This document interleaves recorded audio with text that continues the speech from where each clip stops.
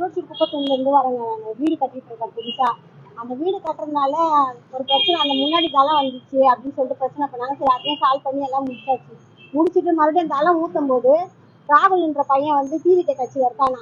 நான் வந்து புதுசாக வந்து நிர்வாகத்தில் வந்து உட்காந்துருக்கேன், எனக்கு வந்து நீ பணம் கொடுத்தா தான் வீடு கட்ட முடியும் அப்படின்னு சொல்லிட்டு எங்களை 3 நாளாக நான் மிரட்டுறாங்க.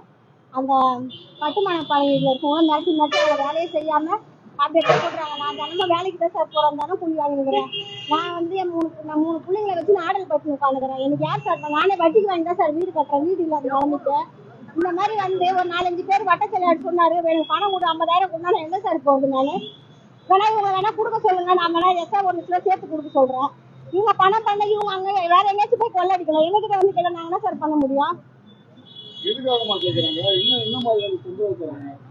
சார் தினமும் வந்து ஒரே தொல்லை கொடுத்துருக்காங்க. இந்த 3 நாளாவே நான் வந்து கூலிக்கு தான் அவங்க வச்சு வேலை வாங்குறேன். அவங்க என்ன பண்றாங்க, 1300 1400 வாங்குறாங்க. அந்த 3 நாளா வேலை நிறுத்தி அவங்களுக்கு சம்பளம் கொடுத்துட்டு தான் இருக்கு. எப்படி கொடுக்க முடியும்? எனக்கு 50,000 கொடுத்தா நான் எப்படி போவேன்? அவங்க வந்து புதுசா நிர்வாகியா உட்காந்துட்டு இருக்காங்களா டிவிகே கட்சியில இருந்து, அவங்களுக்கு கொடுக்கணுமா? நான் அது வட்ட செலவுன்னு சொல்றாங்க, என்னன்னு எனக்கு தெரியல. இத்தனைக்கும் அவர் எங்க ஏரியா கூட பக்கத்து ஏரியா தான். அவர் வந்து எங்கிட்ட எதுக்கு சார் பணம் கேட்கணும்?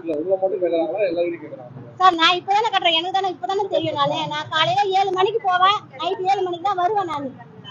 நான் வேலை செஞ்சுட்டு இருக்கேன். நான் உமரி பங்கார்ல வேலை செய்யறேன் சார். நான் பிள்ளைங்க எல்லாம் ஒரு வீட்டுல தனியா இருக்குதுங்க சார், நான் ஒரு வீட்டுல இருக்கிறேன் சார். அவரே நேரடியா வந்து கேக்குறாரு சார், அவரே தான் வந்து கேக்குறாரு. யார் சொல்லி கேக்குறாங்கன்னு எனக்கு தெரியாது, அதான் நான் போய் கேட்க முடியுமா அவங்க கையில?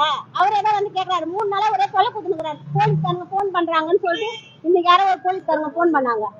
போன் பண்ணி அவருக்கு பேசலாமா, நீங்க எஸ்ஐவா இன்ஸ்பெக்டர் போய் பாருமான்னு சொன்னாங்க. சரி, நான் அப்பவே போலீஸ் ஸ்டேஷனுக்கு வந்தா அவர் சொன்னார், யாரும் கம்ப்ளைண்ட் கொடுக்கலாமா? ஆனா சொன்னாங்க, ஆனா கம்ப்ளைண்ட் வரல. நான் சொன்னேன், சார் நான் பெட்டிஷனே கொடுத்துட்டு போறேன், என்னால இதெல்லாம் தாங்க முடியாது, நான் வேலைக்கு ஓடுறேன், என் பிள்ளைங்க படிக்குதுங்க, படிக்கிறதுக்கு வீடு இல்லாத ஒரு வீட்டுல ஒரு பிள்ளைங்க வச்சுருக்கிறேன் சார். நீங்க வேணா இங்க விசாரிச்சு பாருங்க எந்தெந்த வீட்டுல என் பிள்ளைங்க இருக்குதுன்னு. பிள்ளைங்க எல்லாம் எவ்வளவு நாள் ஒரு வீட்டுல நாங்க இருக்க முடியும்? வீட்டு வாடகை கட்ட முடியாதான் சார். ஒரு வீட்டுல நாங்க எல்லாருமே இருக்கணும். இந்த மாதிரி பண்ணி இருந்தா நாங்க எப்படி சார் வீடு கட்ட முடியும்? உங்களை நம்பி இதுதான் ஓட்டு போட்டாங்க ஜனங்க, சொல்லுங்க. அப்ப அவங்க நாங்க பணம் கொடுத்து உட்காந்து இருக்கணுமா? சார் நாங்க வாங்கின இடம் கூட இல்ல சார், நாங்க இருந்ததே பிறந்ததெல்லாம் இந்த இடம் தாங்க. எங்க வந்து ஊராரு இப்படி ஏமாத்தி பணம் கேட்டா நாங்க எங்க போவோம்? நாங்க எங்கன்னா ஓடாண்டோமா, திருடணுமா, கொள்ளையடிச்சு கட்டணுமா? நாங்க கஷ்டப்பட்டு எங்க ஊரு 2 பேரும் அண்ணன் தம்பி சண்டையில இருந்து இப்பதான் சின்ன முன்னாடி கட்டிக்க சொன்னா, அது கட்டினா ஊராரு வந்து இப்படி பணம் கேட்டா நாங்க எங்க போவோம்? வீடு கட்டுறதுக்காக நாங்க வட்டிக்கு வாங்கி கட்டுறோம் சார். அண்ணா ஒரு இடத்துல கிடைக்கிறோம், நாங்க ஒரு இடத்துல கிடைக்கிறோம், நாங்க வீடு இல்லாத விஜய கட்சிக்காரங்க வந்து கேக்குறாங்க சார். நாங்க எங்க போவோம்? நாங்களே கடன் போட்டுதான் நாங்க வீடு கட்டுறோம். அண்ணாங்க கிடக்குறோம், படுக்கிறதுக்கு இடம் இல்ல. நாங்க அண்ணன் வீட்டுல ஒரு கேள்வி வாங்கி நாங்க இருக்கோம்.